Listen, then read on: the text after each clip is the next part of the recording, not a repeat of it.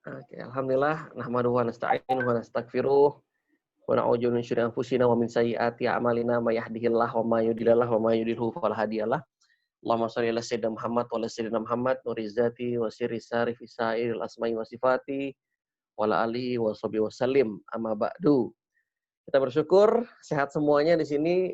Saya pantau satu-satu muka ceria-ceria semua nih, alhamdulillah.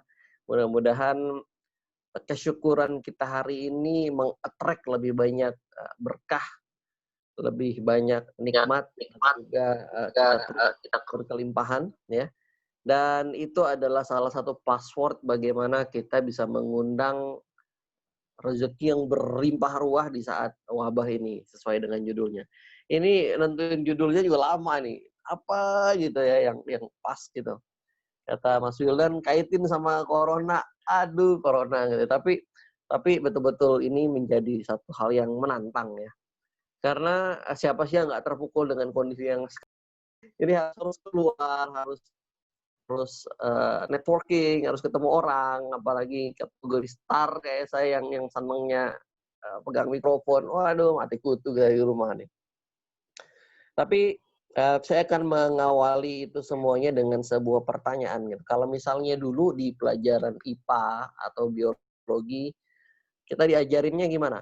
Apakah air mendekati akar atau akar bergerak mencari air? Gimana? Boleh ada yang merespon? Air mencari akar atau akar mencari air gitu kalau misalnya pepohonan. Ayo silakan yang mau respon. Bapak dokter nih. Akar mencari air. Akar mencari air. Bener nggak? Air mencari akar mencari. Oke, ya. Dulu juga saya diajarinnya gitu ya. Tapi ternyata ada sebuah pelatihan yang 2018 saya ikut di Bali ya waktu itu ya. Ada sebuah fakta yang dikemukakan bahwa ternyata bukan akar yang mencari air, tapi akar bervibrasi untuk menarik air. Jadi airnya yang datang. Nah, ini kan betul-betul mind blowing banget nih. Wah, ternyata akarnya yang bervibrasi menarik air. Aku waktu itu ibunya di Tanah Abang lagi belanja. Jauh nih rentang ini. Nah, kemudian bayi ini kehausan, dia berikhtiar, ya gitu, bervibrasi. Vibrasinya itu nyampe ke bapaknya telepon, "Bun, gimana ini si abang nangis." Gitu. Akhirnya rezekinya si bayi dari Tanah Abang datang ke Lenteng Agung. Jadi nggak perlu si bayi bikin CV lamar kerja untuk mendapatkan rezeki. Sama kalau kita ingat doa sahabat Rasul ya, ketika beliau minta agar bagaimana dijaminkan rezekinya seperti bugot ya. Seperti bugot itu anak gagak ya, mungkin ini viral juga waktu tulisannya. Anak gagak itu beda sama ibunya sama bapaknya gitu, karena gagak itu hitam, dia putih sendirian, belum tumbuh bulu. Jadi ketika suaranya putus nyambung ya. Ketika lahir sudah clear semua suaranya? Di saya jelas sih, Mas Arcan. Mungkin sinyalnya, Pak Dokter. Saya juga jelas kok. Iya. Oke, sip. Lanjut ya. Iya. Jadi ketika Mas Sony, maaf. Nah, ya mungkin belum di-mute tuh ya. Iya, oh iya. Jadi ketika anak gagak ini lahir, dia ditinggalkan sama induknya. Jadi, ini lo bukan anak gue, karena beda bentuknya gitu kan. Akhirnya ditinggalkan. Kalau burung-burung lain itu ibunya nyari makan, terbang, bawain makanannya, suapin ke anak gitu. Ini enggak, kalau gagak enggak. Tetapi luar biasanya Allah ciptakan mekanisme yang dahsyat sehingga dari dalam tubuh betapa banyak kalau kita mau ulas satu-satu mekanisme yang ternyata begini ya. Doktrin yang selama ini saya terima dulu dari orang tua saya, kalau mau duit harus kerja, kalau mau rezeki harus macam-macam, kerja keras. Kepala jadi kaki jadi kepala, kayak gitu-gitu kan. Nah, tiba-tiba dibungkam dengan sebuah fenomena yang kita nggak bisa kerja nih. versi umum gitu kan. Akhirnya diubah, kita harus adaptasi kerja dari rumah. Walaupun saya lihat report hari ini di Jakarta tetap aja macet gitu. Apa sih yang membuat rezeki itu bisa datang, kemudian apa yang membuat orang jadi ketakutan, apa yang membuat orang jadi panik dan lain-lain. Ini juga dialami karena sebelum saya memutuskan untuk lockdown itu kita sebelumnya bikin investor gathering gitu. Kita ada kandang di Sukabumi, kandang domba ya. Kita supply 3.000 ekor sebulan. Kita kumpulin investor, besoknya udah nggak bisa keluar. Jadi abis senang-senang makan kambing guling. Pokoknya 2 hari itu guling semua lah. Guling semua, kambing semua gitu ya. Domba semua. Besoknya udah nggak bisa ngapa-ngapain. Hari pertama, oke, masih ada sisa-sisa kambing guling, masih seger di rumah. Hari kedua udah mulai bingung gue mau ngapain ini. Sementara report masuk, Pak, restoran kita di Tasik tutup, di Tegal tutup karena lockdown. Oke, di Jogja juga tutup. Waduh, terus usaha ini gimana? Oh, kita pantau semua tuh. Ya ada yang tutup, ada yang tetap jalan, ada yang meningkat. Makanya, wah unik juga. Sementara ini saya lagi nunggu kelahiran ya, putra keempat, insya Allah. Ini lagi nunggu hari. Wah, sebulan lalu mikir, siap-siap buat lahiran nih. Gitu. Kemudian anak masuk SD nih. Kemudian, macam-macam tuh. Lagi pembangunan gitu kan, kita lagi bangun rumah juga. Wah, ini sekitar sekian ya habisnya nih. Dari mana duitnya ya gitu kan? Itu logika kita. Otak mamalia ya, otak reptil loh ya. Mas Agung nih yang ngerti nih, langsung nih, wah gimana. Nah ternyata pukulan-pukulan yang dirasain itu hanya kalau saya ya hanya di 4 hari pertama. 4 hari galau di rumah, tiduran uring-uring, gua harus ngapain gitu. Akhirnya saya ingat lagi yang tadi yang namanya nucleus pattern, bahwa ternyata akar ini bervibrasi menarik air gitu.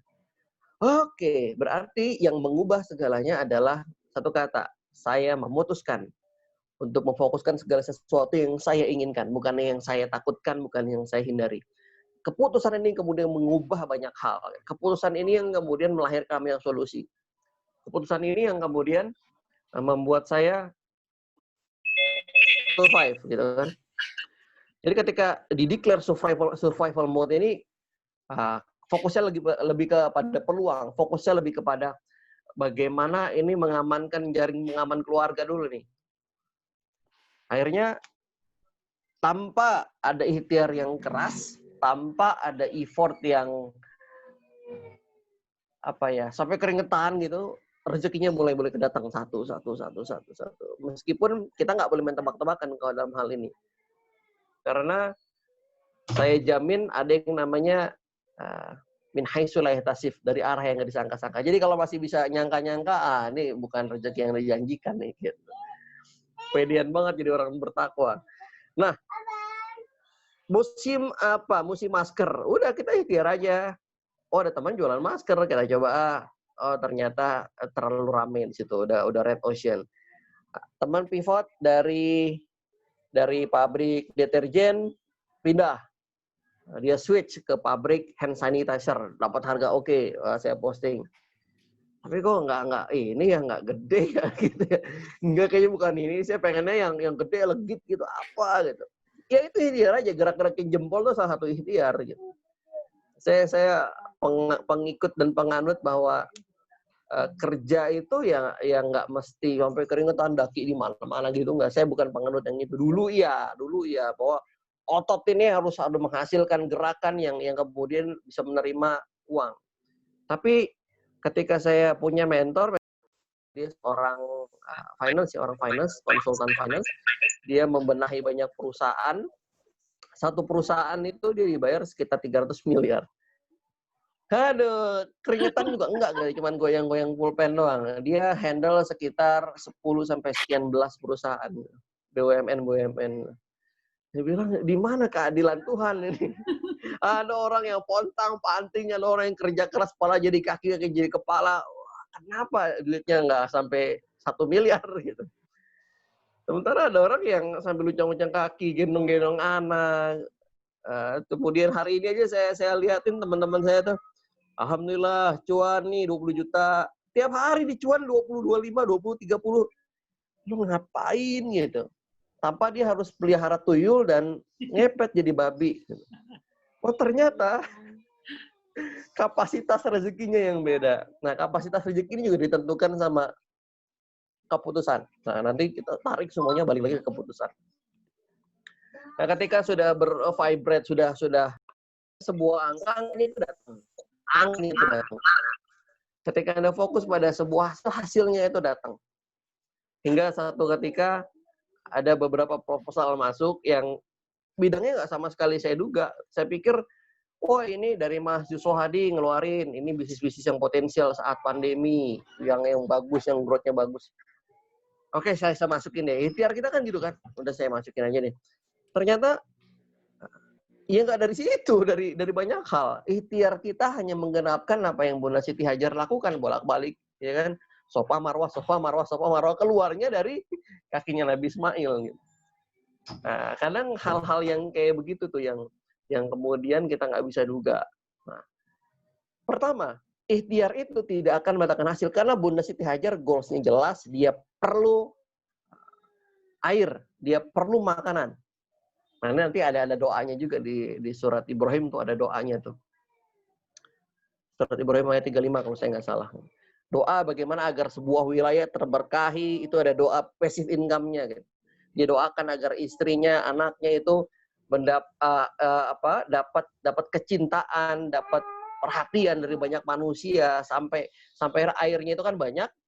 Orang dari Persia, orang dari Syam itu kalau dagang agak jauh, sekarang mereka punya satu titik temu yang mulai subur yang namanya Mekah, sehingga orang dari mana-mana kumpul di situ, nukerin makanan dengan airnya, emasnya dengan air, pakaian dengan air gitu.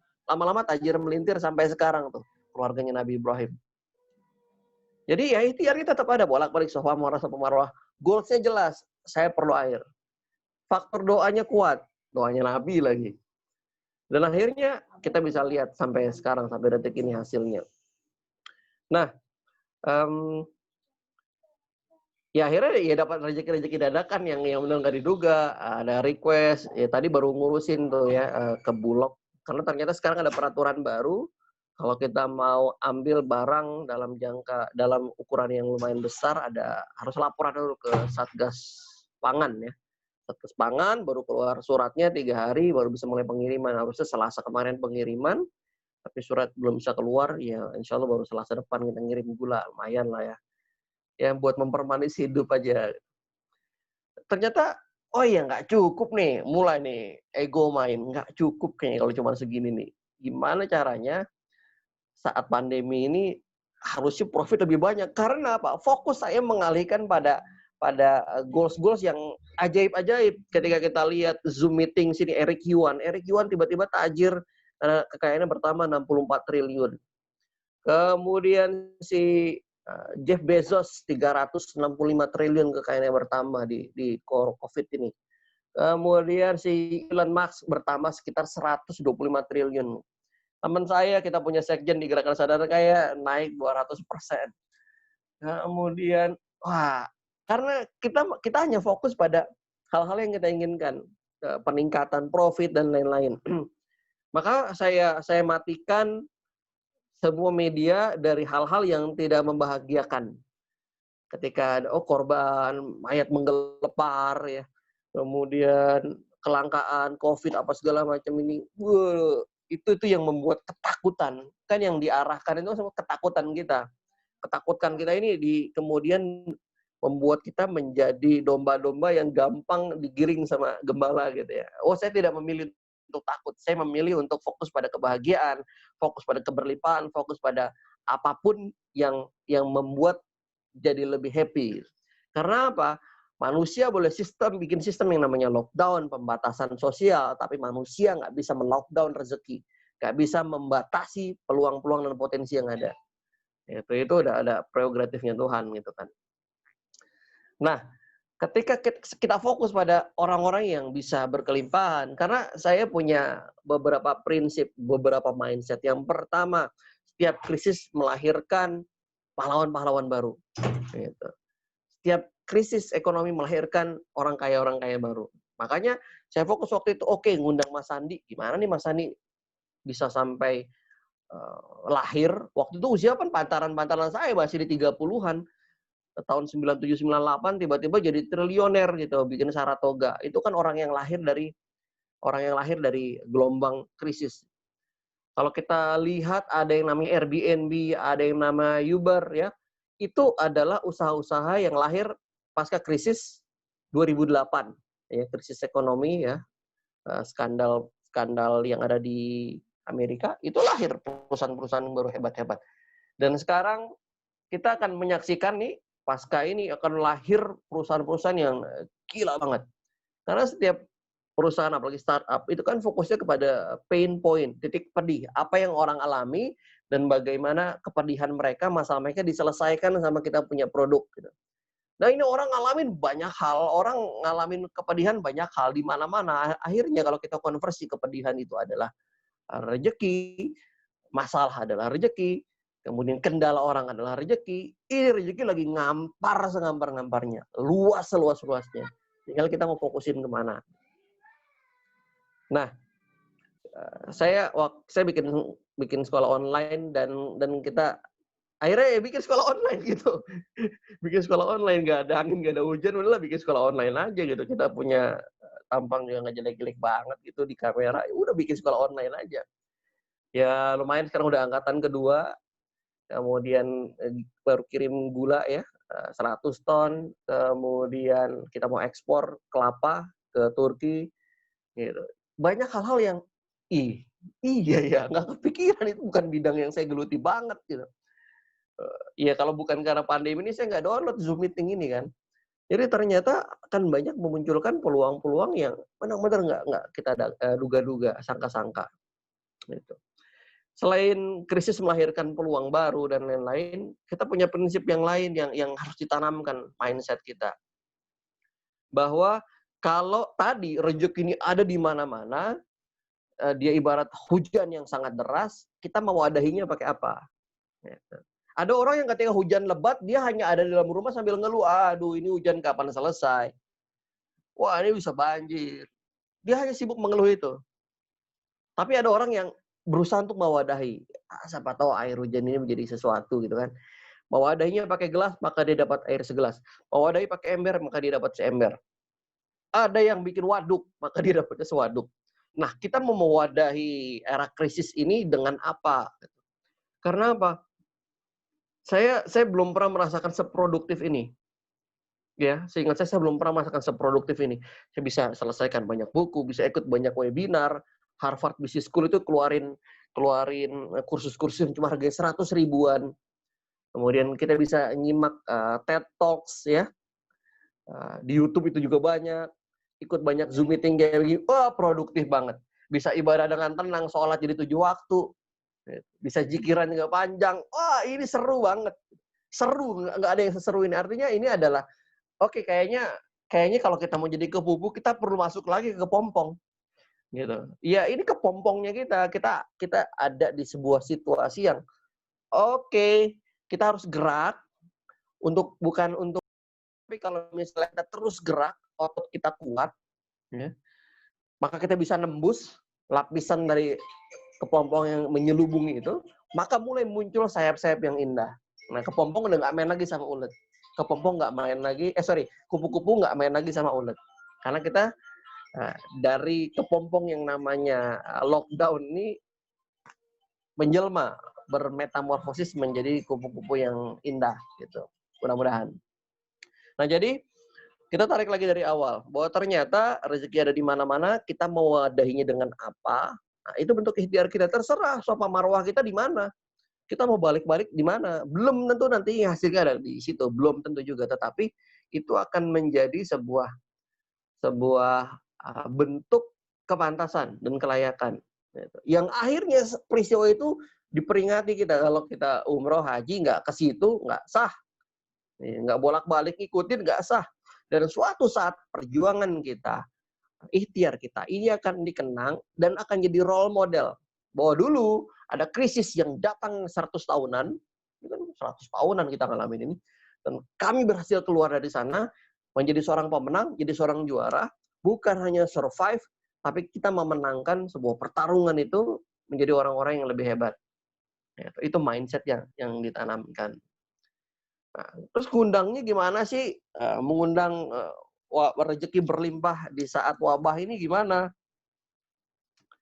Oke. Rezeki itu cara masuknya banyak. Dan cara masuk rezeki ke kantong kita, ke-disrupt era pandemi ini. Di-disrupt semuanya. Kalau selama ini kita hanya meyakini rezekinya masuk dari satu pintu, di-disrupt, pintunya ditutup, ayo mau ngapain? Ayo mau ngapain? Selama ini kita yakin, oh karena saya terbiasa selama bertahun-tahun menghasilkan uang dengan cara ini, itu ditutup. Itu ditutup. Agar apa? Seolah-olah Allah ini ngasih pesan ke kita, bahwa satu pintu rezeki ketutup, aku akan membuka ribuan pintu yang lain. Tinggal tergantung pintu mana yang mau kita ketuk. Atau kita bersembunyi di balik pintu saja sambil meratap. Aduh, ini kapan selesai? Dari awal saya sudah pasang survival mode itu, kita mengkalkulasi bahwa ini tidak selesai dalam beberapa bulan. Ini bisa selesai sampai di akhir 2021. Saya udah pasang itu. Apa yang harus saya lakukan sampai 1,5 tahun ke depan untuk bisa bertahan. Jadi kalau lihatnya cuma jangka pendek, ya bertahan sebulan, bertahan 2 bulan. Jadi pertahanan kita hanya untuk dari bulan ke bulan. Tapi kalau kita dalam jangka panjang, ini akan lebih menggila lagi. Ini menggerilya. Kenapa? Keterdesakan ini membuat kita akhirnya sadar, iya ya. Ini kita dilempar dari zona nyaman kita, dilempar dari sebuah rutinitas yang tiba-tiba harus menemukan cara baru. Nah, ini yang kemudian berkahnya adalah sesuai dengan apa yang Albert Einstein katakan, adalah sebuah kegilaan kalau kita mengharapkan hasil yang berbeda dengan melakukan cara yang sama berulang-ulang, tapi minta hasil beda. Itu gila namanya. Itu gila. Nah, ini adalah tantangan untuk kita merubah secara revolusioner cara-cara kita menghasilkan uang, cara-cara kita berikhtiar, cara-cara kita untuk survive, untuk mendapatkan hasil yang berbeda. Nah, tinggal nanti kita komparasi. Apakah cara kita menghasilkan uang ini menjadi sebuah new normal, sebuah kenormalan baru, sebuah rutinitas baru yang nggak pernah kita lakukan sebelum pandemi ini, atau ya ini hanya menjadi sebuah ikhtiar untuk bertahan hidup aja. Nah, itu 40 menit pertama ya. Apa lanjut nih? Oke. Mas Archan, kalau masih silakan. Yes. Seru nih, seru. Banyak catatannya. Ya, buat yang baru datang, selamat datang ya. Jadi tadi kita coba ambil resume lagi dari awal, bahwa ternyata oke, kita dapat pukulan pertama tuh, kita bingung, kita panik. Nah, tetapi yang membedakan adalah keputusan, decide, ya. Keputusan untuk kita menentukan fokus kemana. Kalau kita fokus pada sariawan, maka sariawan tuh nggak sembuh-sembuh tuh 7 hari tuh. Tapi kalau kita fokus pada hal lain, tiba-tiba sariawannya kering. Kita fokus pada kepedihan, kepedihannya makin besar. Kita fokus pada masalah, masalahnya tiba-tiba kayak banyak. Ini konteksnya jadi makin luas. Tapi kalau misalnya kita fokus pada, wah, orang kok bisa jadi lebih sukses ya? Kok ada yang selesai di krisis ya? Kok ada yang bisa meningkat omsetnya ya? Kita fokus. Siapa tuh? Sariawan harus dikasih gom. Enggak, saya praktekin ilmu itu, coba aja dulu. Tapi nanti ada ritualnya lagi ya. Ya nggak pernah pakai obat gitu kalau sariawan. Kalau dirasain pedih ya itu bisa lama. Tapi alhamdulillah kayaknya saya nggak pernah lebih dari 2 hari sekarang. Ada 3 hal yang saya lakukan ya. Ini yang disebut dengan interpersonal communication. Intrapersonal communication. Jadi saya ngomong sama bibir saya. Ini juga bisa dilakukan yang badannya pegel-pegel, yang hatinya belum legowo gitu. Bilang kayak gini. Wahai Saryawan, maafkan saya menyebabkan kesalahan atau dosa atau apapun yang membuat ini muncul. Maafin saya. Gitu. Terima kasih telah mengingatkan untuk tetap bersyukur karena saya masih punya bibir. Makasih gitu ya.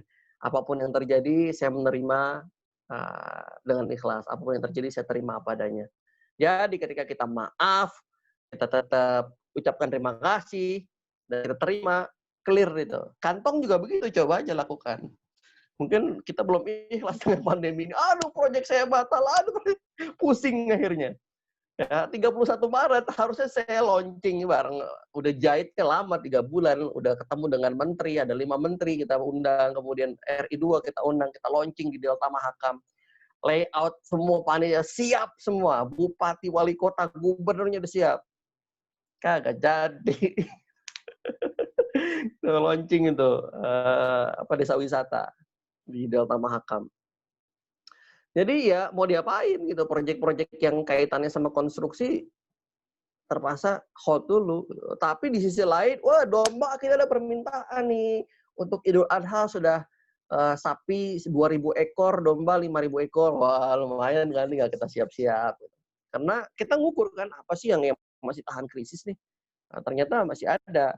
Barbershop gimana barbershop? Iya Pak, gara-gara yang lain tutup.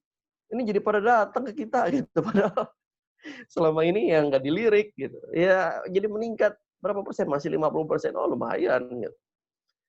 Fokusnya pada ke situ. Jadi kalau fokusnya pada hal yang kita inginkan, kita jadi punya kemampuan untuk melacak sesuatu yang mungkin kita nggak ngeh. Gitu. Kita punya kemampuan untuk, ya itu ya gunanya kita punya dikasih akal ya. Kita punya kemampuan untuk beradaptasi secara cepat. Gitu. Kalau kita gagal adaptasi, kita masih kaget-kagetan ini, aduh masih lama nih.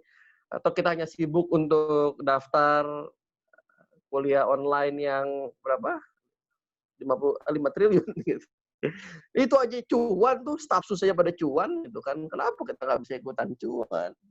Tergantung. Jadi ini banyak orang lagi banyak masalah, banyak orang yang mengalami keluhan, kita konversi keluhan itu ya menjadi rezeki, tinggal kita mewadahinya dengan apa. Apa sih yang kita punya untuk bisa memfasilitasi itu? Apa sih yang kita bisa untuk bisa memfasilitasi dan memberikan solusi kepada masalah orang lain? Kayaknya gitu dulu ya. Insya Allah berkembang di diskusi ya. Oke, wah seru sekali nih Mas Arcan, catatannya lumayan nih banyak.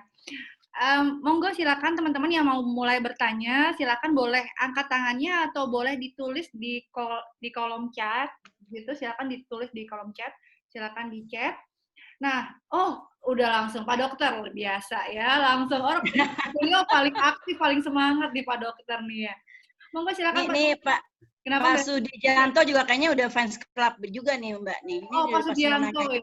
Iya, ini soalnya ketawa mulu dari tadi, saya nggak ngerti deh. Pak Arcannya dua atau gimana ya? Apa seru ya Pak Arcan? Enggak, mungkin kesentil Mbak Erni, kesentil. Oh iya ya, merasa gitu. Oh iya. Oke. Saya juga kayaknya juga. Iya, ini ada Pak Dr. Saiful dan juga nanti ada Mbak Afi nih berarti ya, pertanyaan dari Mbak Afi. Ya silakan Pak Dokter dulu, baru setelah itu pertanyaan Mbak Afi ya. Mbak Afi atau Mas Afi nih ya? Oke deh, Pak Dokter dulu, silakan Pak Dokter.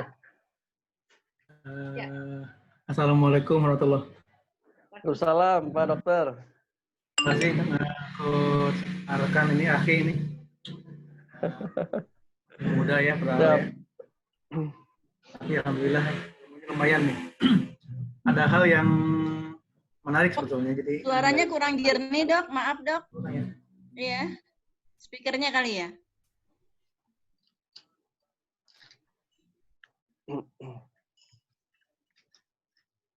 Akhirnya kita jelas kok. Lanjut Pak Dokter. Ya Pak Dokter. Halo. Ya. Ya memang bagus tentang pensikapan tadi yang terhadap pandemi ini atau krisis terjadi. Nah tadi ada kan disebut 3 tadi.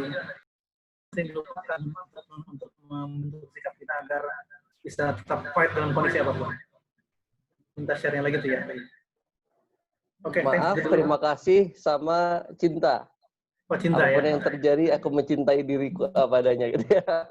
Maaf, terima kasih cinta. Itu keyword banget itu. Password Nah kan luar istilahnya biasa. kan tadi ada istilah yang menarik gitu. Jadi istilahnya kita dilempar dari zona nyaman. Ya. Nah tapi kan untuk mensikapi itu kan nggak mudah. Apalagi kalau saya kan dokter kan di klinik tuh pada masa kondisi begini sepertinya biasa-biasa aja sih ya. Jadi nggak ada satu hal yang menekan atau menjadi mundur ya masih stabil aja kalau soal bisnisnya. Nah, tapi kan bagaimana untuk bisa kita memahami mungkin ada zona lain yang bisa saya buka sebetulnya atau pintu lain yang bisa saya buka. Itu dong. Oke. Iya. Ya, makasih Pak Dokter. Saya ingat ini ada sebuah pernyataan bahwa there is no growth in the comfort zone. Nggak ada pertumbuhan di zona nyaman. And there is no comfort in the growth zone. Dan nggak ada kenyamanan di zona bertumbuh gitu ya.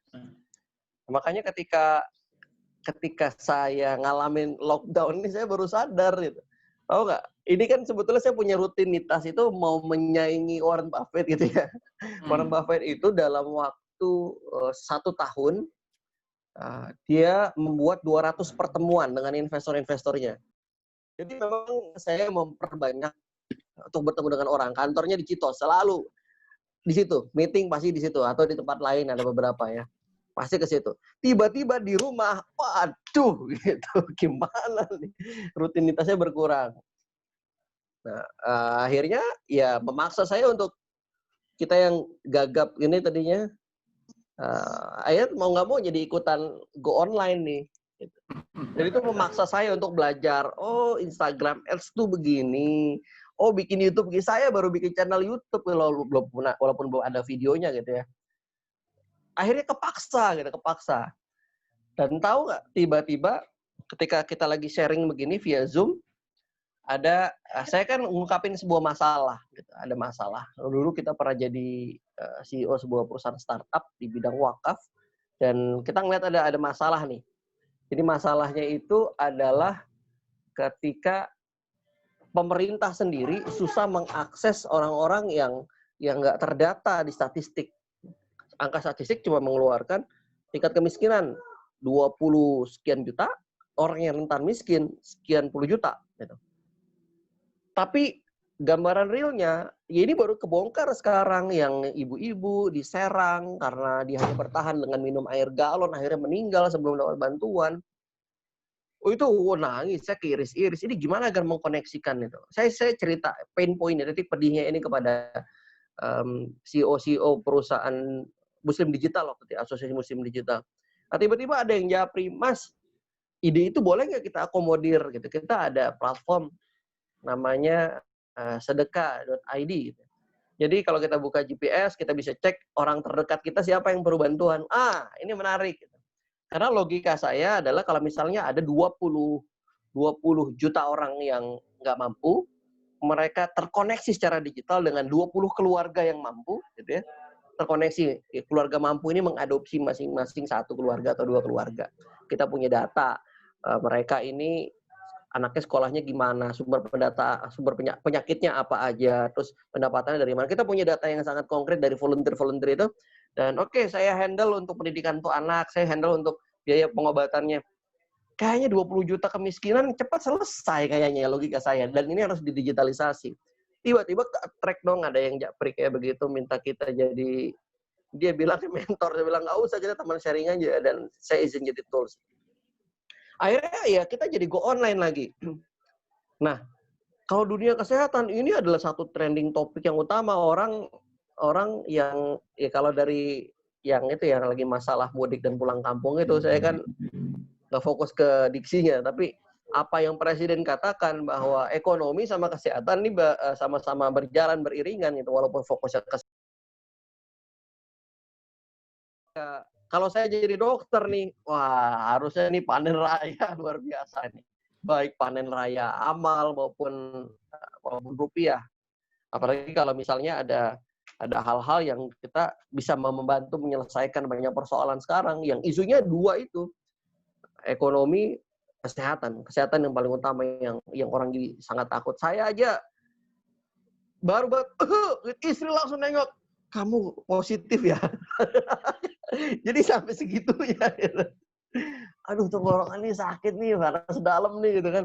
Waduh, kita mulai jauh-jauh deh.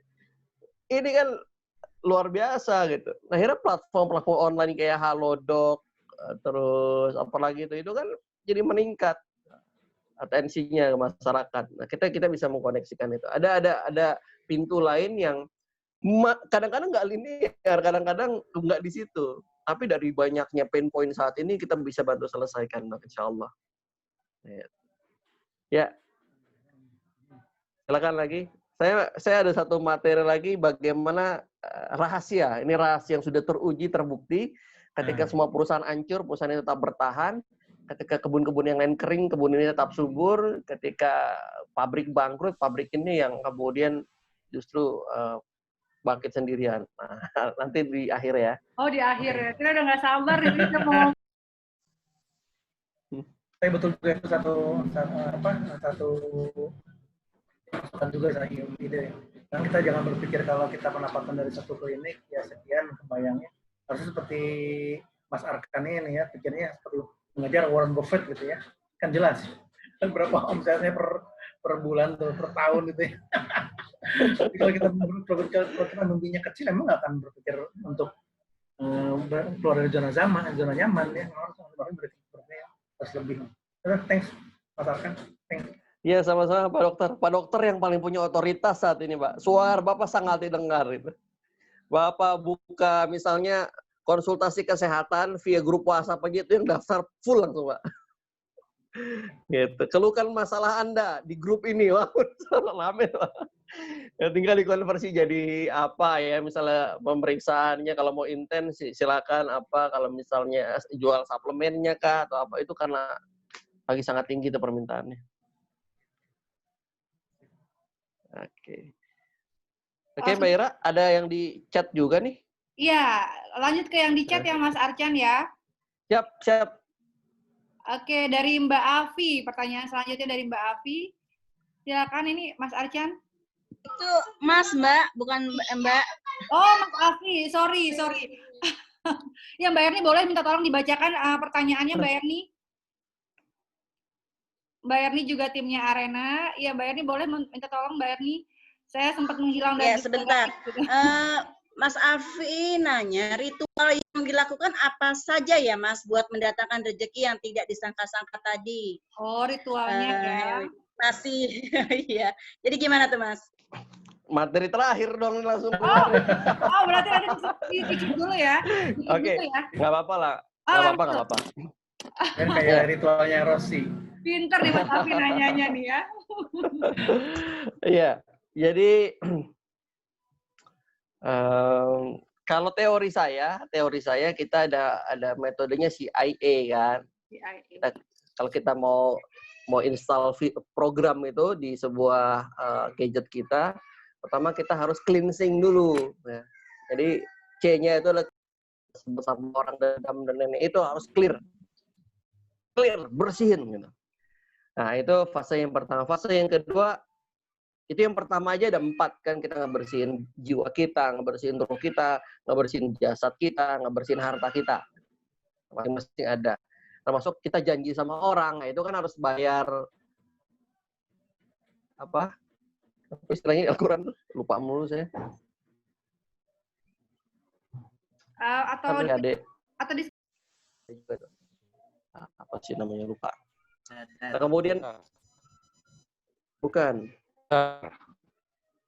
apa, Pak Buan, ingat Pak Buan materi kita bayar apa namanya? Lu udah jadi lupa juga nih. Kafarat. Itu bukan vidya. Kifarat ya. Bukan, ada lagi. Bukan tuh, ada lagi. Iya, itu bayar kifarat. Kalau kita janji tapi belum ditepati, bayar kifarat kita. Yaitu kita mensuplai 10 keluarga ya, kebutuhan 10 keluarga untuk 3 hari. Misalnya kebutuhannya per hari sekitar 20.000 ya, kali 3 untuk 10 keluarga. Nah, itu ngebebasin tuh. Jangan-jangan itu yang bisa menghambat kita. Kemudian C udah selesai baru install. Ya, kita install mindset baru, hal-hal baru yang karena mindset itu juga membatasi rezeki kita. Gitu. Mindsetnya misalnya yang umum banget itu apa? Jangan mimpi tinggi-tinggi nanti jatuhnya sakit, gitu ya. Dunia itu, hidup itu seperti roda berputar, kadang di atas, kadang di bawah. Enggak, saya nggak percaya itu. Jangan muter-muter, enak kalau lagi di atas, kalau lagi di bawah, meninggal kan nggak asik juga. Belum nyiapin warisan. Nah, kayak gitu, mindset itu diinstal baru, program-program baru, ritual-ritual baru itu diinstal. Ada banyak ritual-ritual baru ya, yang bisa membuat kita bertumbuh ya. Jadi growth mindset-nya dikembangin. Baru nanti muncul awakening itu. Baru muncul sebuah hal yang, atau A-nya bisa activation, bisa aktif. Tiba-tiba datangin sesuatu yang sama sekali nggak terduga. Kalau di bahasa pengajarnya, tahali baru tajali. Gitu. Nah, itu ritualnya. Nah, kita masuk ke sesuatu yang akhir, ini menjadi patokan, diriwayatkan di hadis Muslim, panjang ini riwayatnya. Jadi suatu ketika ada seorang Arab Baduy lagi berjalan di padang pasir yang gersang, panas, tiba-tiba dia ngeliat kumpulan awan hitam. Dari awan hitam itu muncul suara dari langit, ya. Langit ada suara, siramilah kebun sepulan. Akhirnya dia ikutin awan itu, dan awan itu berhenti tepat di atas sebuah kebun. Dia datangin kebun itu. Dan benar itu hujan itu kebun, yang lainnya enggak. Yang lainnya enggak, itu kebun satu-satunya yang dihujani. Akhirnya di situ ada seorang laki-laki disamperin, Assalamualaikum, Waalaikumsalam. Mohon maaf, apakah ini kebun Bapak? Ya, tanya si Fulan tadi kan. Oh iya betul. Apakah nama Bapak Fulan bin Fulan? Oh iya betul. Ada apa? Gitu. Saya boleh tahu nggak? Diceritain. Tadi saya lagi jalan di padang pasir, lihat awan itu, kemudian dengar suara bla bla bla bla gitu. Dan ketika saya konfirmasi, ternyata itu adalah Anda. Apa sih yang Anda lakukan sampai Allah sendiri, Tuhan sendiri yang ngirimin awanin untuk Anda? Ini kan keren banget. Nggak perlu nelpon Pamjaya itu kan. Airnya yang datang, dahsyat banget itu. Oke. Karena Anda sudah cerita ini, baru saya akan cerita. Jadi hasil dari kebun ini saya bagi jadi 3. Ya. Nah, ini jadi sebuah teori yang bisa kita aplikasikan. Hasil kebun ini saya bagi jadi 3. Yang pertama, untuk keperluanku dan keluargaku. Jadi kembali ke dapur ya, buat keperluan sehari-hari. Sepertiga yang pertama. Sepertiga kedua, ya, sepertiga lagi untuk keperluan kebunku. Gitu. Jadi direinvest. Untuk ya pupuknya lah, nanam bibit baru dan lain-lain, direinvest sepertiganya lagi. Ya. Dan sepertiga lagi aku sedekahkan di jalan Allah. Jadi sepertiga ini sahamnya milik Allah. Gitu. Ini rumus anti krisis, anti pandemi, anti wabah, dan bahkan difasilitasi karena apa? Komisarisnya Allah, investornya Allah, marketingnya juga dia. Aman. Dari hadis ini, wah itu makin berkobar-kobar tuh keyakinan saya. Oh iya bisa, insya Allah aman ya, insya Allah aman. Dan kalau kita perhatiin, emang bisnis-bisnis yang ada kembang. Gitu ya, terima kasih. Lanjut. Iya, pertanyaan ya. Pertanyaan dari apa? Pak Buananta, jadi kan tadi kalau di saat seperti ini banyak sekali orang yang tidak bisa bekerja tapi dengan cara diarahkan untuk berjualan. Nah, bagaimana dia sudah tidak bisa bekerja tetapi juga berjualan nggak bisa. Nah, bagaimana tuh menyikapinya untuk seperti itu, Mas Arcan? Agar membantu mengundang. Oke. Ya, karena memang konsepnya keren ya. Konsep zakat, sedekah, wakaf itu keren banget kalau dikonversi di teori ekonomi ya, bahwa yang diselesaikan itu adalah pendekatannya itu pendekatan belanja rumah tangga. Jadi pendapatan rumah tangga punya mindset yang memang bisa berkembang. Ada orang yang geraknya itu dari kepedihan dulu, dari laparnya dulu. Dia nggak bisa mikir kalau perutnya teriak-teriak. Gitu. Kalau suara di dalam perutnya jauh lebih kencang, suara motivator pakai speaker berapa juga bakal kedengeran. Jadi harus diselesaikan urusan lokalnya dulu. Ya, urusan lokalnya harus selesai dulu. Nah, ketika dia sudah merasakan kenyamanan, nah ini makanya konsep zakat masuk di situ. Langsung direct lewat berasnya kah, lewat telurnya, kemudian ada sembakonya atau pakai uangnya gitu. Itu selesai, urusan itu selesai. Nah, kalau itu udah selesai, dia punya kenyamanan, dia udah ketenangannya sudah ada. Nah, ketenangan ini yang kemudian membuat inspirasi masuk, ilham masuk, hidayahnya dapat gitu. Karena inna auliya Allah la khaufun alaihim wa lahum yahzanun kan. Kekasih-kekasih Allah itu dia nggak takut, dia nggak sedih. Gitu. Jadi dia fearless and happiness. Dia itu berani, dia itu bahagia. Tapi kalau dua itu terampas, susah. Tuhan terus kirimkan sinyal, dia nggak tune in, frekuensinya nggak sama. Hari ini saya lagi dengar ini. Suara Tuhan, hidayah Tuhan, ilham itu terus ada. Hanya ketika kita belum buka hati kita untuk mendengarkan aja, makanya kita belum dapat.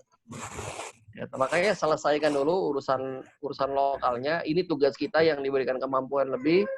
Makanya alhamdulillah kita sudah kerjasama saya terlibat di sebuah ormas gitu ya. Kita sudah kerjasama dengan sebuah foundation ya, Indica Foundation, itu untuk mensuplai Sabang sampai Merauke untuk itu tugas kita gitu, nggak bisa diem apapun, karena hari ini segala sesuatu menjadi sangat berlipat ganda, apalagi masuk Ramadan ini berlipat gandanya luar biasa. Sering saya bilang di forum-forum lain bahwa ketika yang lain diam, kita gerak dikit, kita udah terlihat. Gitu.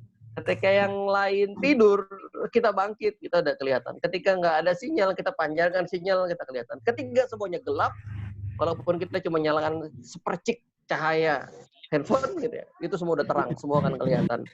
Jadi ikhtiar kita ini dinilai berlipat ganda, sedekah kita dinilai berlipat-lipat ganda, dan apapun pengeluaran dan pengorbanan kita, ini nilainya sangat luar biasa.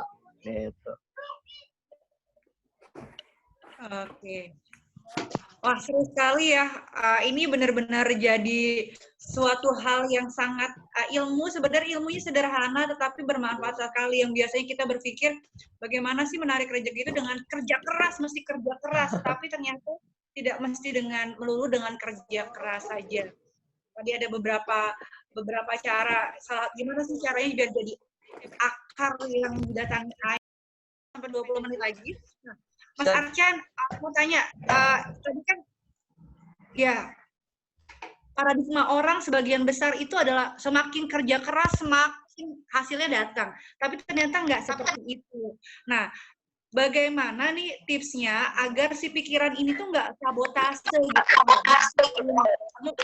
kerja kerasnya gitu, biar pikirannya itu bisa fokus untuk ke hal yang diinginkan dan sabotase.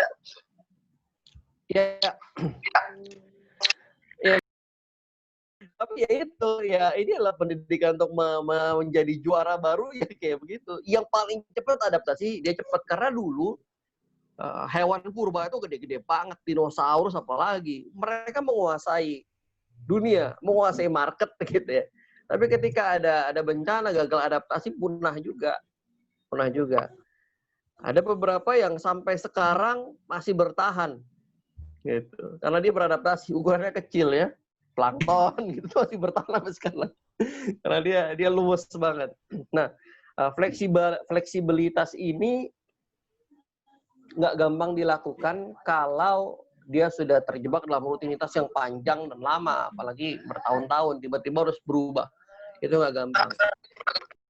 Yang shocking, ada sesuatu yang dia langsung tergetar gitu, situasi yang sangat emosional sifatnya. Salah satunya itu, ya salah duanya ketika dia masuk ke zona alfa, terus ada repetisi yang berulang-ulang dan lain-lain gitu ya. Nah, itu sesuatu yang bisa membentuk mindset baru. Nah, ketika kita sudah mulai meniatkan saya harus berubah, makanya ini yang paling penting adalah keputusannya. Anda memutuskan tetap dalam kedukaan atau memutuskan saya harus berubah. Ketika ada keputusan untuk berubah, itu pintu-pintu ajaib langsung buka itu. Yang nggak pernah kita lihat, yang nggak pernah kita pikirin, tiba-tiba, ada dari sini ya. Itu banyak yang udah ngebuktiin. Yang dia cuma mikir, gimana saya bisa dapat duit. Selama ini kerjaan saya cuma jadi satpam, mohon maaf gitu ya. Ini satpam di sekolah anak saya. Saya nggak ngerti harus ngapain lagi. Sekolahnya libur tutup. Akhirnya apa yang dia lakukan? Dia minta kontak ke wali kelas. Boleh nggak saya minta kontak orang tua gitu ya, agar saya bisa bantuin jualan istri saya. Akhirnya frozen food dijual karena orang tua ini punya kedekatan juga dengan satpam itu kan. Jadi mereka nganter anaknya dianterin sama satpam. Oh ya udah, itu dengan sukarela, itu luar biasa. Dan saya lihat itu, iya ternyata saya dapat hasil yang bisa 3 kali saya kerja di sekolahan gitu. Makanya jangan-jangan dia malah keluar jadi satpam nih. Dalam macam jawaban yang difokuskan. Dia tahu denyut jantung kita, detak jantung kita, denyut nadi kita, otak kita bisa memprogram. Tapi karena ada reticular activating system gitu ya, jadi difokuskan pada yang memang dikasih pertanyaan-pertanyaan mendasar aja tuh di otak tuh. Nah, ketika otak ini dikasih pertanyaan, dikasih fokus baru, dia akan mencari solusinya. Fenomena ini persis seperti ketika kita tiba-tiba suka jenis mobil baru, misalnya Alphard putih gitu. Tiba-tiba di jalanan tuh, kok jadi banyak Alphard putih ya? Alphard lagi, gitu terus. Karena apa? Karena fokus kita udah ke sana. Tiba-tiba jadi banyak. Ya, pernah ngalamin fenomena itu ya? Ketika kita fokusnya, duitnya di mana? Itu duitnya akan datang, kumpul lagi semuanya tuh. Jadi tergantung apa fokus kita. Kalau fokus kita diarahkan, otak kita yang sangat cerdas, jadi software senjata yang sudah bertahan selama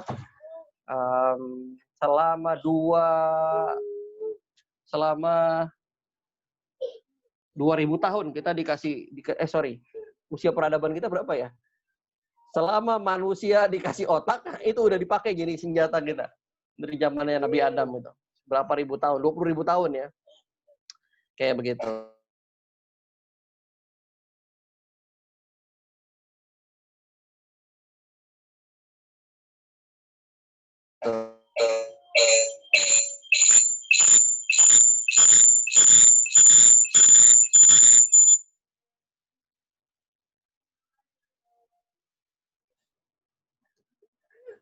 Ya. Cek. Ya, kita ke pertanyaan selanjutnya nih Mas Arcan, banyak pertanyaan-pertanyaan yang masuk juga. Ya, pertanyaan dari kita lihat. Ya, dari Pak Jafar. Personal brand ala Rasulullah seperti apa dalam relevansi kepemimpinan di saat kondisi saat ini yang di tengah penuh ketidakpastian. Jadi perlu personal brand seperti apa yang bisa kita tiru dari Rasulullah, kira-kira seperti itu. Mas Arcan. Iya. Waduh, berat banget ini ya. Ada Ustadz nggak di sini? Ustadz aja yang jawab. Oke. Ini kayaknya Pak Encep ini ya cocok jadi Ustadz ini yang jawab ini. Kepemimpinan apa ya? Saya belum lama dapat e-book ya. Saya dapat e-book itu isinya bagaimana setiap kekhilafahan menghadapi wabah. Jadi dari zaman Abbasiyah juga ada, dari zaman Utsmani juga ada, dari zaman Umayyah juga ada. Itu ada dan nanti kalau misalnya itu saya bisa share di grup deh nanti ya. Dan itu ada metode-metodenya tuh. Ya termasuk ini social distancing, kemudian yang kalau yang kita umum itu kan ketika ada orang yang ada wabah gitu, maka larilah dari orang yang membawa wabah sebagaimana kau menghadapi singa gitu ya. Jadi nggak ada 1 meter 2 meter, kalau singa mah kabur aja gitu. Jadi itu petunjuk-petunjuk kesehatan yang memang dilakukan dan metodenya banyak banget. Bahkan banyak pahlawan-pahlawan kita atau sultan-sultan zaman dulu di Nusantara yang juga meninggal gara-gara wabah. Sultan Agung itu karena wabah. Sultan Ageng Tirta Esa karena wabah. Kemudian si Singamaraja itu meninggal karena wabah. Kemudian ada berapa? Ada 5 kalau nggak salah. Itu meninggal karena wabah itu sultan-sultan itu, yang termasuk yang di Samudra Pasai. Nah, di Aceh terutama. Dan diduga ada konspirasi VOC masuk, dia menyerang pakai kolera. Jadi dikasih wabah dulu, sama seperti suku Indian di Amerika di babatnya itu pakai wabah dulu kan. Nah, Rasulullah sendiri gimana kepemimpinan yang dilakukan? Gitu. Literatur Islamnya banyak ya. Gitu. Ikhtiar para sahabat juga banyak, tetapi kepemimpinan yang paling penting pada saat ini adalah sebuah perjalanan gini. Lockdown ini kan dilakukan oleh seluruh nabi dan rasul. Ini dulu ya. Seluruh nabi dan rasul melakukan lockdown. Karena itu adalah metode pelatihan rohani yang paling efektif. Ya, apalagi ini masuk Ramadan. Aduh, pas banget. Misalnya apa? Ya, baik sengaja maupun tidak sengaja ya, atau direncanakan sama Allah ya. Misalnya ketika Nabi Nuh dengan bagaimana melockdown dirinya di atas gunung sampai dapat perintah untuk bikin kapal. Kapal ini pun kemudian dibantu oleh makhluk-makhluk lain yang sangat besar untuk dibantunya itu, yang untuk membuat itu. Kemudian Nabi Yunus di dalam paus, Nabi Zakaria di dalam pohon, kemudian Nabi Yusuf dalam sumur, kemudian Nabi Musa di Bukit Tursina, Nabi Muhammad di Gua Hiro. Ini semuanya metode lockdown dan semuanya ada. Di Sungai Yordan itu Nabi Isa sama Nabi Yahya ya, istilah pembaptisan itu kan di Sungai Yordan itu. Jadi itu adalah sebuah metode untuk pencerdasan spiritualitas. Lockdown ini metode apa yang Rasulullah lakukan kalau misalnya ada di zaman sekarang. Apa yang beliau akan lakukan? Yang jelas beliau itu akan pertama lindungi diri dan keluarga dari api neraka dulu. Jadi pasti mengamankan jaring pengaman di keluarga dulu. Ya. Kalau neraka itu bukan hanya api yang membara-bara yang lidahnya dipotong-potong, itu enggak. Sebuah kepedihan, sebuah kesengsaraan, sebuah ketidaknikmatan itu ada jadi neraka. Itu jadi neraka. Maka itu harus diselesaikan dulu. Jadi lokal, baru kemudian membangun sistem yang bentuknya mulai komunal. Gitu. Jadi ketika hijrah kan beliau itu bangun masjidnya dulu, ya. Bangun masjid dulu, kemudian ada buat tempat tinggalnya. Jadi itu udah selesai urusan itu, baru bangun pasar gitu. Dan paralel dengan itu baru ada sekitar berapa satuannya? Sekitar 30 km itu panjang buat latihan perang gitu. Jadi ada pasarnya Rasulullah panjang sampai Uhud itu tempat latihan berkuda, latihan perang dan jadi ngebangun semuanya itu paralel. Nah, kita kan sekarang ini nggak ngelihat semua paralel ya. Definisi masalah mudik pulang kampung aja kita belum linear gitu. Apalagi yang lain. Jadi masalah orang di lockdown atau enggak, dan itu aja kita belum clear. Jadi semua jadi bingung ini kita mau ngapain. Maka nggak ada pilihan lain. Di luar itu isinya fitnah semua. Kalau saya memilih amanin dulu diri dan keluarga saya dulu. Setelah itu baru lingkungan. Makanya kita rencana ini mau bagi-bagiin sesuatu, kita harus pastikan 40 keluarga samping kiri kanan depan belakang itu diamankan. Ya. Kita harus tahu, jangan-jangan ada tetangga kita yang lagi perih perutnya gitu. Nah, kita harus amanin setelah urusan kita selesai. Ibda binafsik dulu kan.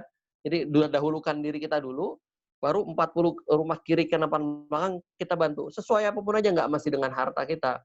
Dengan handphone juga bisa. Ayo kita bantu yuk yang nggak punya ini urunan jadi bisa gitu. Nah, jadi itu yang beliau lakukan karena dulu kan bukan juga Yastrib. Yastrib itu setelah beliau masuk. Ada lagi nama lain itu. Namanya apa ya? Pokoknya arti katanya itu nggak positif sama sekali. Sampai dulu ada wabahnya. Jadi ada wabah, demamnya demam apa gitu. Saya lupa, anggapnya namanya Yastrib gitu ya. Demam Yastrib. Yang jadi korban Sayyidina Abu Bakar sama Sayyidina Bilal. Itu memang kota yang penuh wabah itu di Yastrib zaman dulu itu. Akhirnya ketika beliau survei ke sana datang langsung diubah namanya. Jadi di rename, di changing mindset. Jadi kota yang penuh cahaya. Nah, ini juga perlu nih. Nah, saat ini kita perlu pemimpin yang memang bisa mengubah mindset masyarakatnya, orang-orang yang dipimpinnya, sehingga tenangnya dulu yang didapatkan gitu. Ketika ngubah nama saja sudah membentuk mindset baru, ini akan menenangkan banyak orang. Itu yang dilakukan sama Rasulullah. Baru beliau hijrah rame-rame. Jadi diganti dulu namanya, rename dulu. Nah, baru kemudian ada sinergi, karena orang Mekah ini jago banget jualan, orang Madinah jago bercocok tanam, tapi nggak bisa jualan. Mereka kolaborasi, makanya data akhi dipersaudarakan. Gitu. Baru bikin marketplace-nya, kayak gitu kira-kira ya. Pengetahuan sejarah saya agak minim soalnya. Terima kasih. Ya, terima kasih Mas Arkan. Ini ada pertanyaan satu lagi dari Mbak Asya atau Mas Asya ini ya. Apakah Mbak Asya ya, sedekah itu juga bisakah dengan selfless service gitu, nggak hanya melulu tentang uang, nggak hanya berbentuk uang, berbentuk barang.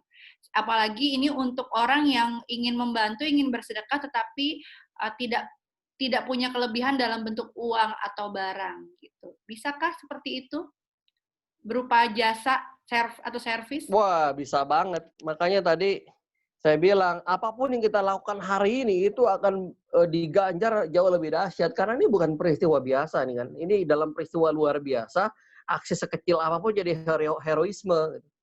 Kayak dokter-dokter di Cina gitu. Itu kan mereka ketika dikumpulkan ke seluruh kota Wuhan, terus di Wuhan selesai, wah seluruh jalan raya rame, mereka disambut pahlawan. Tadi ini adalah new patriotism. Di Amerika itu patriotisme kan tadinya hanya dilakukan militer, polisi. Sekarang ketika ada petugas kesehatan, mereka mau berangkat, itu tetangga-tetangga pada keluar, mereka jamun, mereka sambut, mereka kasih dukungan, selamat bertugas. Itu a new patriotism. Nggak mesti dengan harta. Jadi apapun. Ya termasuk ini, sharing kayak begini, saya senang banget sehari kalau bisa 10 kali deh. Sering-sering kayak gini sih. Karena ini adalah bentuk apa yang saya bisa kayak begini, yang saya bisa. Jadi apapun, termasuk rebahan di rumah. Tapi sayanglah jangan rebahan doang. Ngapain di rumah rebahan doang? Kesemutan tuh badan. Ya, apalagi ya yang kita tahu juga ini Mas Arcan juga memberikan ilmu kepada kita, apalagi kalau kita praktekkan ini bisa jadi amal yang terus mengalir. Amin. Ya amalnya yang mudah-mudahan. Amin. Arcan banyak sekali di ilmunya. Nah, ada pertanyaan satu lagi Mas Arcan tadi ingin lebih diperjelas lagi nih tentang cleansing itu, bagaimana tuh cleansingnya maksudnya Mas Arcan? Itu yang nanya siapa itu ya? Cleansing. Oke. Cleansing itu ada 4 ya. Dari Pak Hendrazat. Dari Pak Hendrazat. Oh, Pak Hendrazat. Oke. Kalau buat saya pembersihan itu ada 4 dimensi. Pertama kan ya kalau di bahasa agamanya kan harta dan jiwa gitu ya. Tapi harta ini efeknya kan ke fisik juga. Kalau jiwa ini lebih luas lagi. Jadi bersihkan harta kita, bersihkan fisik kita, bersihkan jiwa kita, bersihkan ruh kita gitu bahasa saya gitu ya. Kalau ngebersihin ruh kita agar tetap bersih lagi, maksudnya bukan ruh ya, tapi qalb ya. Karena itu pusat radar yang kalau kita berbikin salah, dia ada noda gitu. Jadi cahaya kita nggak keluar. Nah itu yang harus dibersihin. Dan itu qalbnya, bukan jiwanya. Jiwanya beda lagi. Nah kalau ngebersihin itu ya pakai taubat ya. Salat taubat, istighfar, kayak gitu kan. Untuk ngebersihin, ngegugurin itu. Kalau ngebersihin jiwa, ini kaitannya ada ritual. Memang ada ritual. Semua ritual agama tuh ngebersihin jiwa. Kita wudhu saja, saat kumur itu kan ngebersihin dosa yang ada di mulut dan lain-lain gitu ya. Itu ada ritual itu untuk kebersihan jiwa kita. Menjadi jiwa-jiwa yang terpelihara. Nah, kemudian kalau misalnya harta ya udah clear ya, pakai zakat, infak, sedekah, wakaf itu bisa. Terus fisik juga ada harta-harta yang haram masuk ke dalam tubuh ya, itu juga harus. Nah, kaitannya fisik kita juga jiwa itu kita kaitannya sama orang lain juga. Kadang kita bikin salah sama tetangga, padahal kita jelas bukan seorang yang beriman kalau tangan dan lisannya belum membuat aman tetangganya. Jadi orang merasa terganggu, merasa terancam dengan tangan atau lisannya. Makanya ya kita harus minta maaf.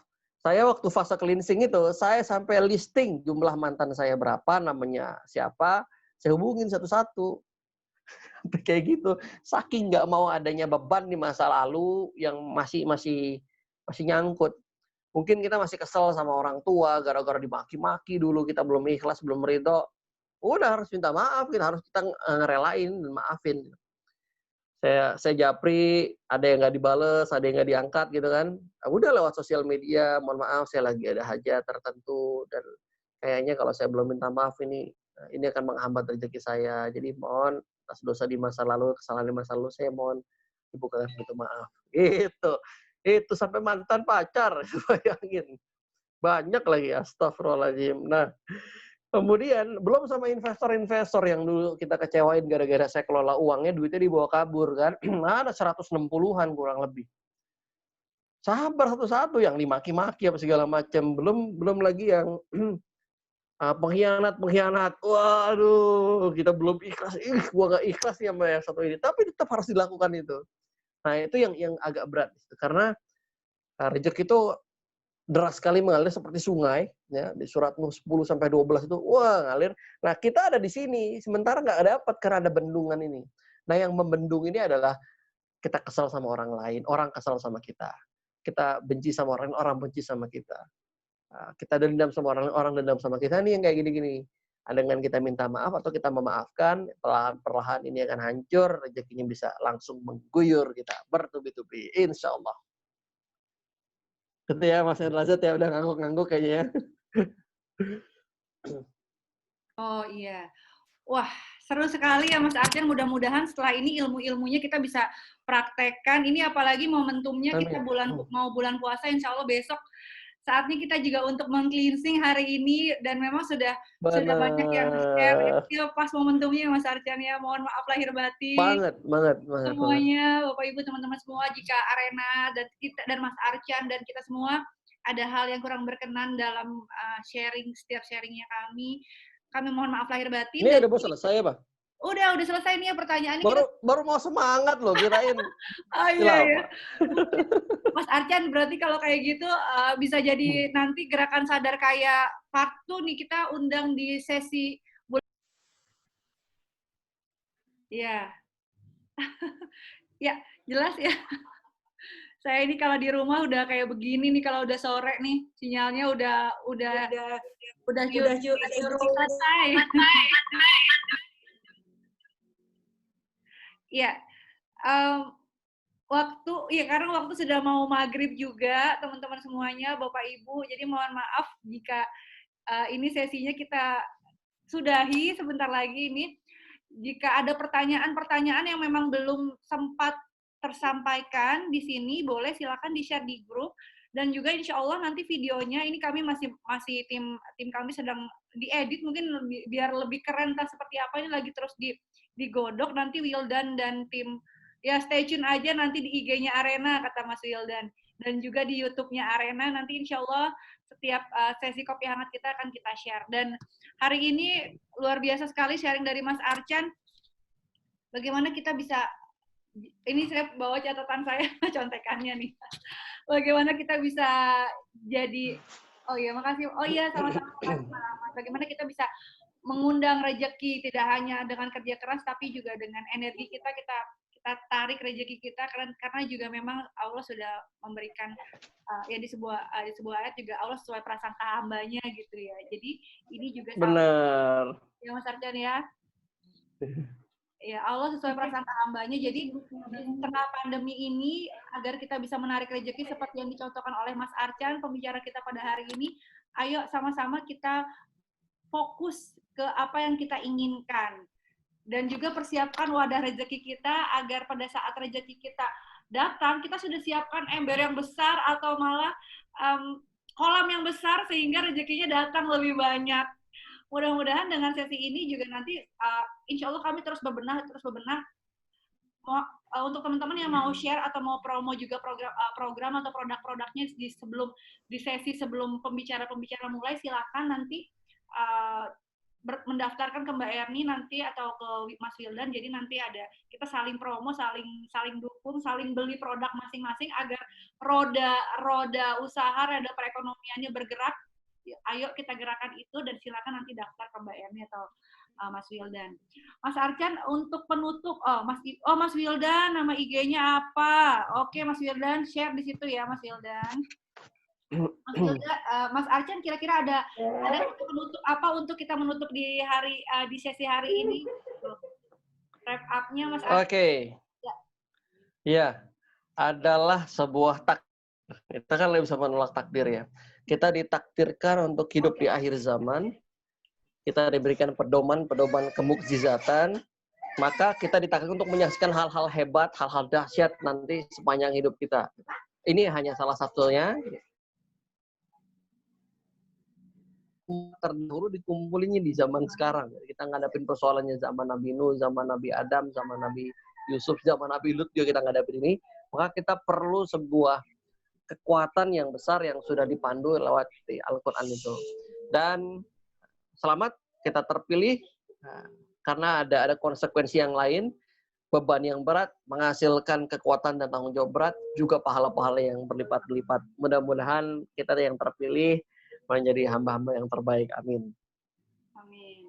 Oke, berarti kita sudah menjadi hamba-hamba yang terpilih untuk bisa melalui ujian-ujian berat di sekolah kehidupan ini, sehingga harapannya mudah-mudahan kita naik kelas bareng-bareng nih setelah ini menjadi pribadi-pribadi champion ya, yang rezekinya datang diantar gitu. Amin ya Allah, amin Allah, amin. Semangat semuanya. Terima kasih banyak untuk hari ini Mas Arcan. Terima kasih sekali lagi. Semoga ini pahalanya terus mengalir dan mengalir jadi rezeki juga yang lebih banyak, yang deras. Champion di Maira ini. Iya. Ya, bukunya masih terus diproses gini dengan kondisi pandemi, tapi tetap bagaimana caranya bulan Mei masih sudah ada insya Allah. Buku The Dream Champion-nya juga qadarullah gitu. Saya mengeluarkan buku Impian Sang Pemenang di kala corona ini, dan ini jadi ujian benar-benar untuk bisa kita buktikan bareng-bareng. Semoga juga bisa jadi solusi. Insya Allah nanti kalau sudah ada saya share, jadi saya mau jadi promo ini ya. Terima kasih banyak. Iya, betul. Kita belum tukeran buku nih, Mbak. Oh iya, boleh, dengan senang hati. Kita pokoknya nanti saya kirim ke Mas Arcan bukunya apa atau bagi-bagi? Bukunya Awas Kayak Mendadak, Pak. Kita jadi kayak mendadak nih di sini, Bapak. Kita dikirim. Iya. Siap, insyaallah. Awas Kayak Mendadak nih. Wah, siap nih kayak mendadak ya. Jadi mudah-mudahan kita ya teman-teman di Kopi Hangat Arena ini semua jadi kayak mendadak semua ya. Oke, ini sudah menjelang maghrib juga. Ya, kita sudah mesti selesaikan. Wah, dengan berat hati ini, padahal lagi seru-serunya bener nih ya. Terima kasih banyak sekali lagi. Oh, spektakuler bukunya Coach Arcan. Wah, saya udah nggak sabar nih pengen baca. Makasih, Pak Buan. Oke, terima kasih banyak dan selamat menunaikan ibadah puasa untuk yang puasa besok hari. Dan ya, terima kasih. Assalamualaikum. Waalaikumsalam warahmatullahi wabarakatuh. Makasih semuanya. Sukses selalu ya. Maaf lahir batin. Ya, terima kasih. Amin.